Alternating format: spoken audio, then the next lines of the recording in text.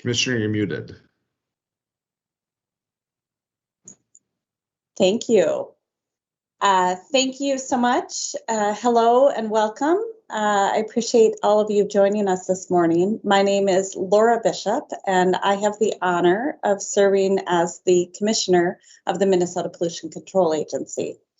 I'm joined here today by Mark Culda, the Vice President of the Insurance Federation of Minnesota, Mayor Jason Riesman of Lanesboro, Mayor Najwa Mossad of Mankato, Mayor Tom Koontz of Owatonna, Mayor Kim Norton of Rochester, as well as state legislators. I know that Representative Liz Bolden is here, and Senator Nick Frentz of Mankato and Representative Luke Frederick of Mankato were also looking to join us at some point if they're not here already.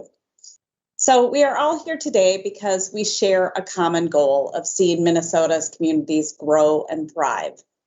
We recognize that our changing climate and increasing extreme weather presents new challenges for our towns, cities, and counties, and the cost of inaction is simply too high for our communities to bear.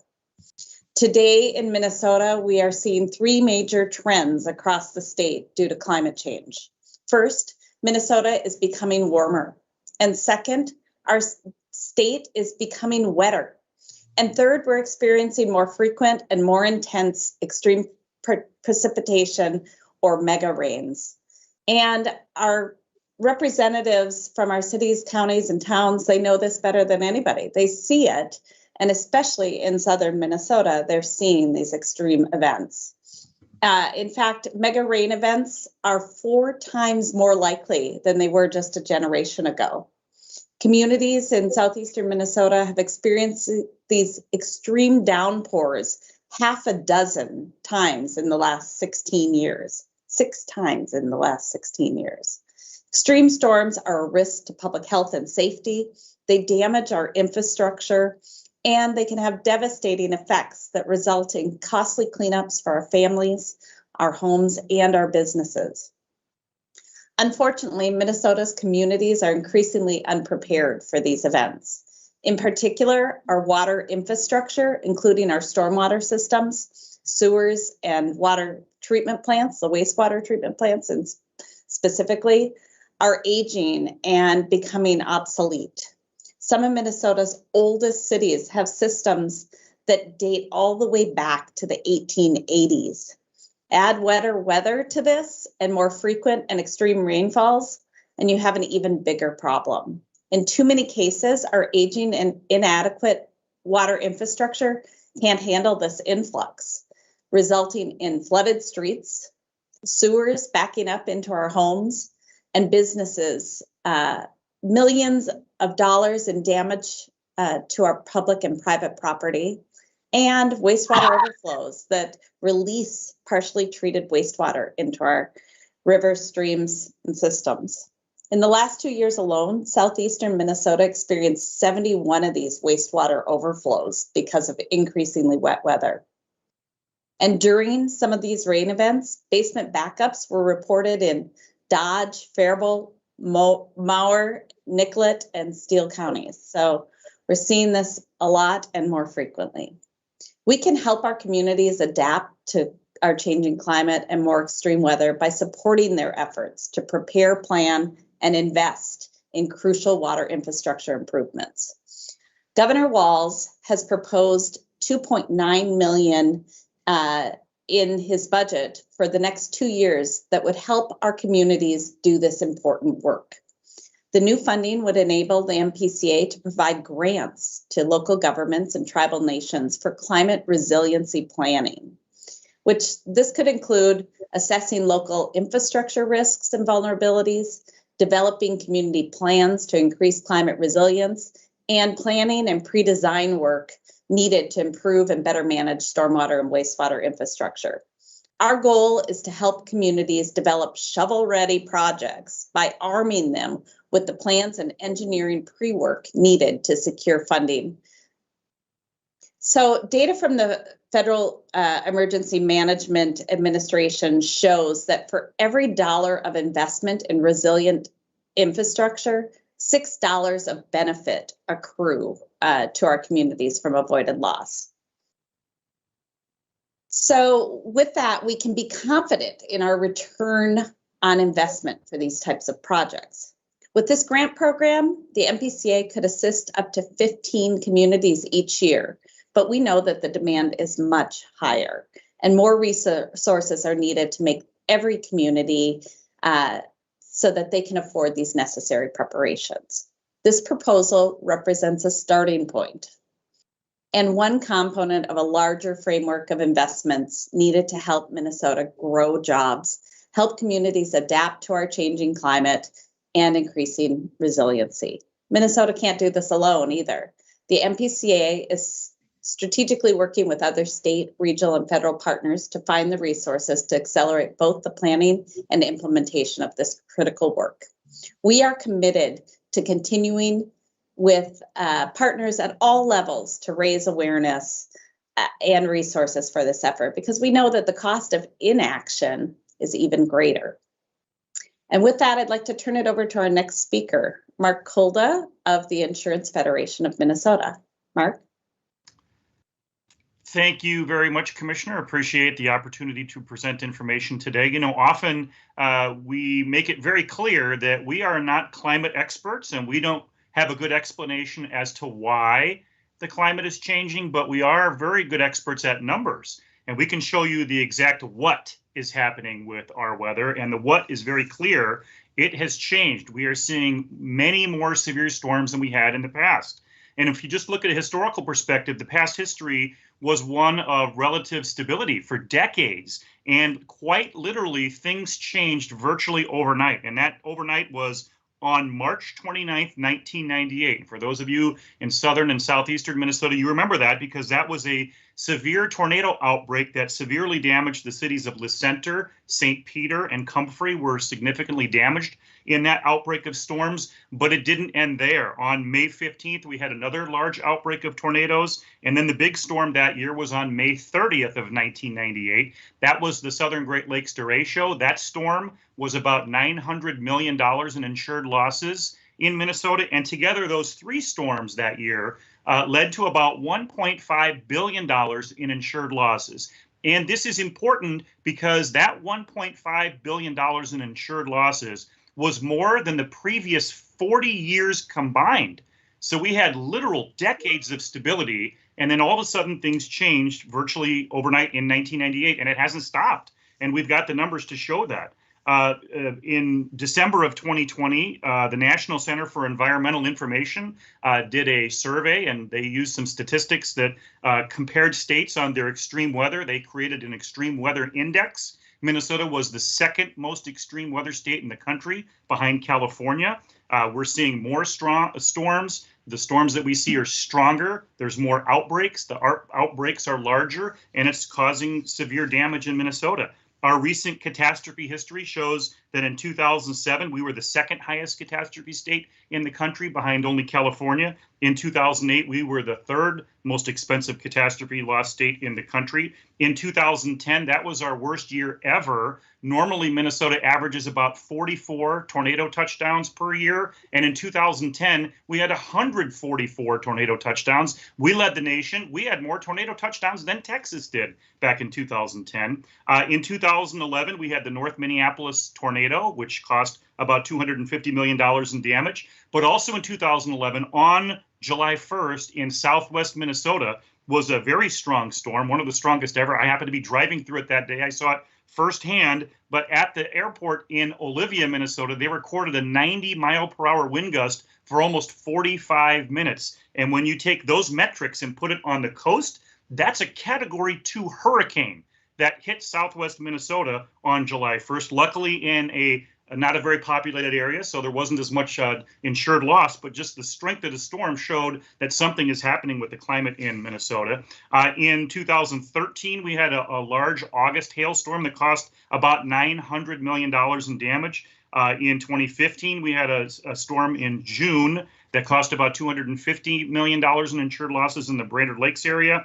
And then the big one, June 11th, 2017, about a 15-minute storm. It struck the northwest metro area of the Twin Cities, Coon Rapids and Brooklyn Park. That storm was 15 minutes long. That cost, in the end, $3.2 billion in insured losses, the most expensive storm in state history, and it was the 10th most expensive storm in the world for a 15-minute storm in northwest Twin Cities. So it just shows that there are increasing amounts of extreme weather that's hitting us and is starting to cost us in the pocketbooks, because that's the question. What does this mean for Minnesotans? What it means is there's a significant impact on your homeowner's insurance premiums. Back in 1998, the average homeowner's insurance premium was $368 a year. We were in the lower third of states in terms of homeowner's insurance premiums. You skip ahead to today, and we're almost at $1,400. That's a 366% increase in just the last 20 years. We went from a bottom third cheap state to buy homeowners insurance, and we're only a few dollars away from being a top 10 state now. And if this trend continues, it's only going to get worse. So we would just like to thank you for giving the opportunity to give this information, and I will stick around for questions if there are any. Thank you. Thanks, Mark. Up next, we have Mayor Jason Riesman from Lanesboro. Good morning, and I appreciate the opportunity to represent Lanesboro in this conversation of importance. As you may or may not be aware, we are a small community in southeast Minnesota of 750 people, an agriculturally based community that has embraced tourism as an economic driver. And we see firsthand the effects that extreme weather in Minnesota has had on both of our industries as we go through the summer and winter months, and the effect it has on the vitality of our community. And to the relevance of this communication, the effects that it has on our infrastructure, which is aging. My tenure of city council over the last 7 years, I've been involved with the beginning aspects of two major projects. One is a new wastewater treatment facility, as well as stormwater runoff infrastructure under our streets. These projects occur considerable investments for a community. In particular, the upfront costs to become shovel ready for designing and engineering plans for these projects. I can speak firsthand to the fact that the extreme hesitation that our council members face when they make these decisions to get these projects shovel ready, because there are no guarantees that you will be selected in the round of bonding or budgeting for that project in any given calendar year. So I feel that an understanding of how the climate affects this infrastructure and the ability to give councils in smaller towns in particular like mine, the reassurance that there is grant money available for these engineering and design costs so they can move forward in a pragmatic fashion to do what's best to their community without that hesitation of going out on a limb as they weigh budget needs over multiple facets of their community. So I look forward to this discussion continuing, and I appreciate the opportunity that the governor and the commissioners have put forward in addressing this need for grant opportunity for the engineering and design costs for these projects. Again, I appreciate it. Thank you. Thanks, Mayor Riesman. Up next, Mayor Najwa Mossad from the city of Mankato. Good morning, and thank you very much, Commissioner Bishop, for inviting me and allowing me to speak a little bit about this. I'm still learning, and I'm really learning about climate change, but firsthand, we have a well 15 that in 2019, it was only 5 feet away from going into the river. And that supplies 35% of the drinking water for the citizens of Mankato, which was very, how can I say this? It went from 2009 to 2019, it went down 60 road 60 feet. In 1 month of July, it did 17 feet. We had the commissioners and we had Senator Riesman at that time come down and actually take a look at it, because when you speak of things and you tell our legislators what's happening, they understand it, but I think they have to see it firsthand. It is so important that they come down and look at things that we are going through, especially in our area here. And it isn't just the well. In Mankato, we put in $3.32 million in emergency repair just to be able to that we have not been reimbursed for. But just to say that we needed to do that, we needed to do it right away. And the council, of course, had no hesitation in taking care of that. And then we talk about our water resource and recovery facility. That's a regional asset for this area because it just does not take care of Mankato. 70,000 people count on that. And that's Mankato, North Mankato, Eagle Lake, 7 other cities and districts that count on us to take care of that. So it's so important that we keep up with this. It's so important that our legislators come down and look at what's happening, not just listening. Listening is good. We can give them the facts and so forth. But I encourage the legislators to come down and look at what we're going through because see, it's a lot to Cato.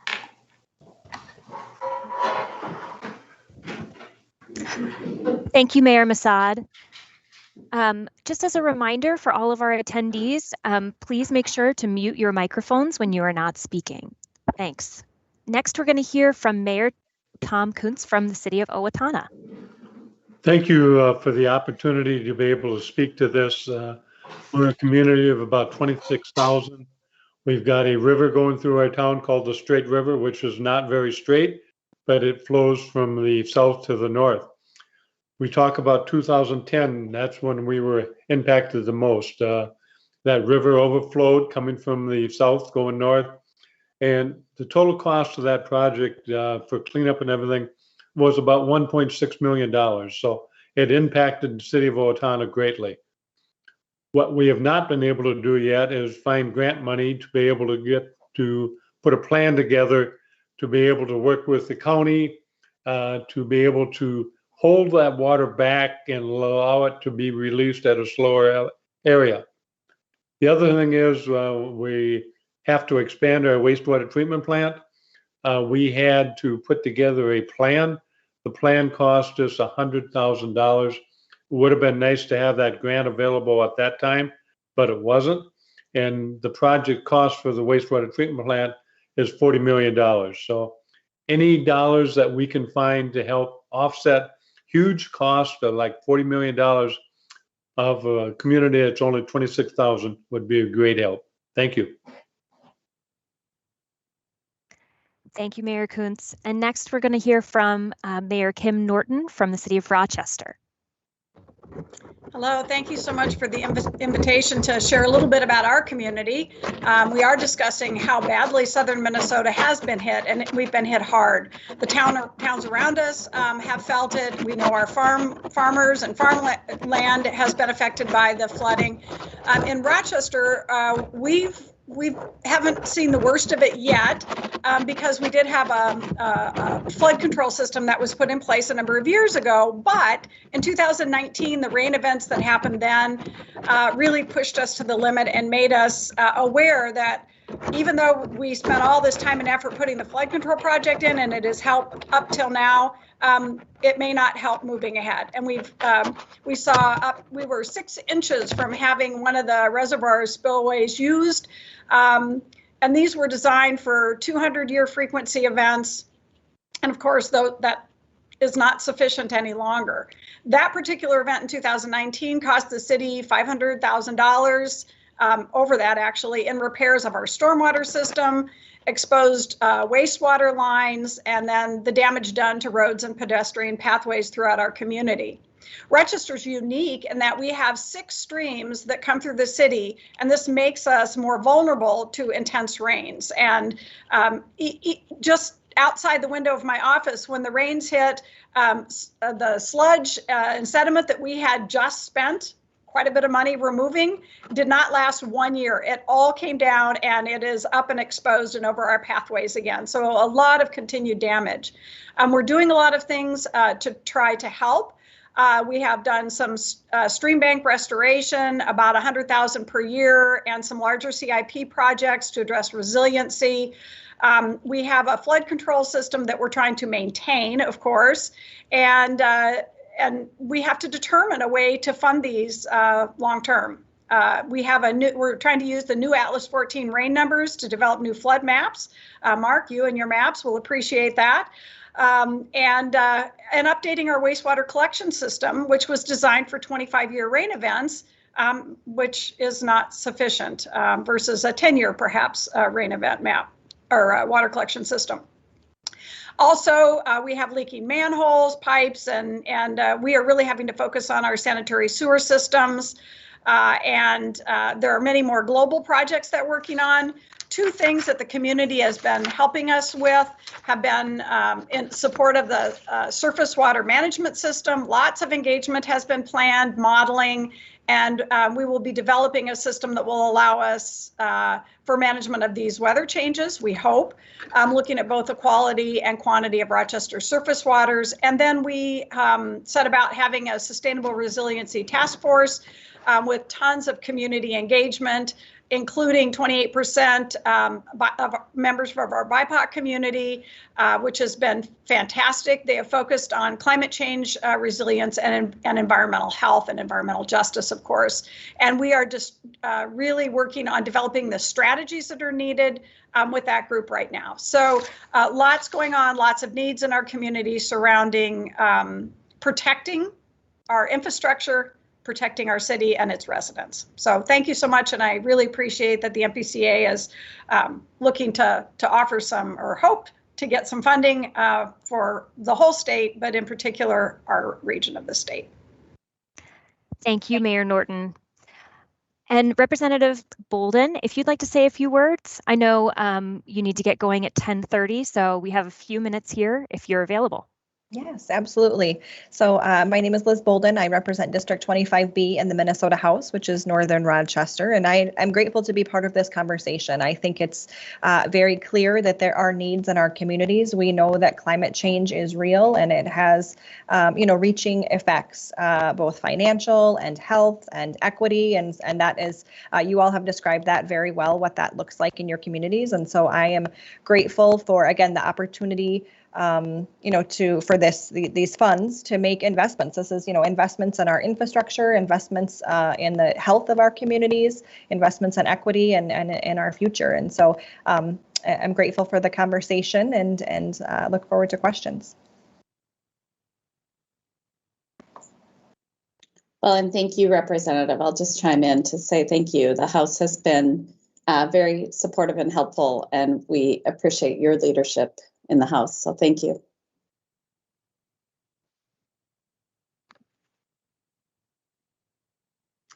With that, we'll open it up to questions from the members of the media. Again, if you want to raise your hand or put items in the chat, we will call on you as they come in.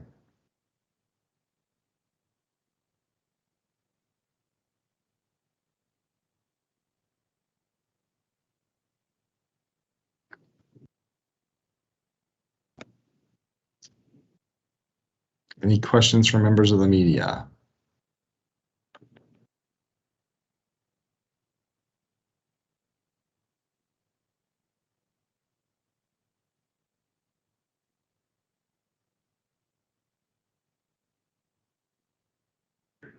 Well, seeing no questions, Commissioner, I'll kick it back over to you for any closing thoughts. Great. Well, I'll just say thank you to everybody for participating. I really appreciate the discussion, and certainly we know that southern Minnesota has been hit hard, and you all shared your personal stories and what you're seeing in your communities, and we'd like to help you. So this grant program, I think, is a good start to be able to build upon what you're already doing, but also look for new ways to improve our water infrastructure, and we appreciate your partnership and support for that.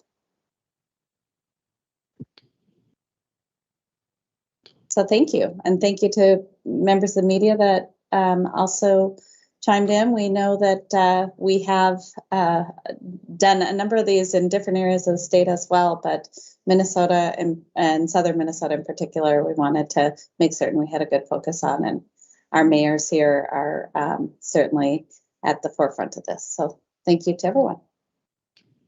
Thank you. And that